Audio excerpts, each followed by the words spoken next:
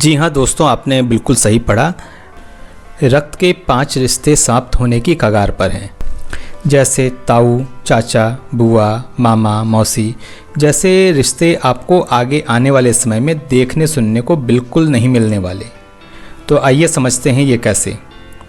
देखिए, अगर पुत्र 2 हैं और पुत्री 2 हैं तो आपके ये 5 रिश्ते जैसे ताऊ, चाचा, बुआ, मामा, मौसी ये रिश्ते बचे रहेंगे। अगर पुत्र 2 हैं और पुत्री 1 तो आपके केवल 4 रिश्ते ही रहेंगे। एक रिश्ता यानी मौसी का रिश्ता ख़त्म हो जाएगा, क्योंकि 2 बहनें होंगी नहीं तो मौसी कौन किसको कहेगा। अगर पुत्र 1 है और पुत्री 2 तो आपके सिर्फ 3 रिश्ते बचे रहेंगे और 2 रिश्ते चाचा और ताऊ के ख़त्म हो जाएंगे।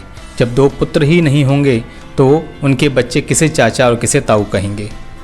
अगर 1 पुत्र और 1 पुत्री है तो आपके केवल 2 रिश्ते बचेंगे, चाचा, ताऊ, मौसी ये 3 रिश्ते ख़त्म हो जाएंगे। अगर 1 पुत्र है पुत्री नहीं तो फिर आपके 5 रिश्ते समाप्त हो जाएंगे। अगर पुत्र नहीं है और केवल 1 पुत्री है तो भी आपके सारे रिश्ते समाप्त हो जाएंगे। देखिए, यहाँ पर हम सिंगल चाइल्ड फैमिली जो पॉलिसी है उसका विरोध नहीं कर रहे, ना हम किसी का पक्ष में हैं ना विपक्ष में।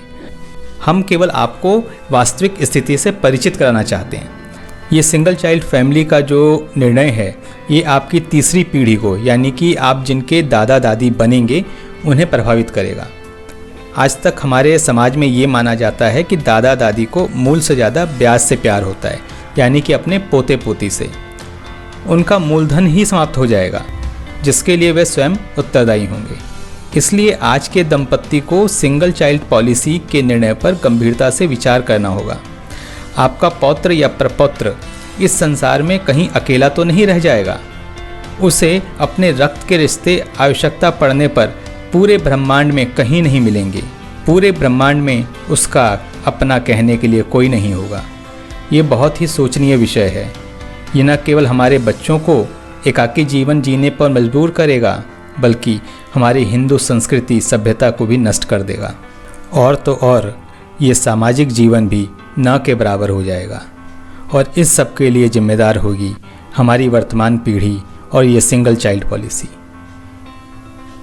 तो इसलिए इस सिंगल चाइल्ड पॉलिसी पे एक बार विचार अवश्य करें।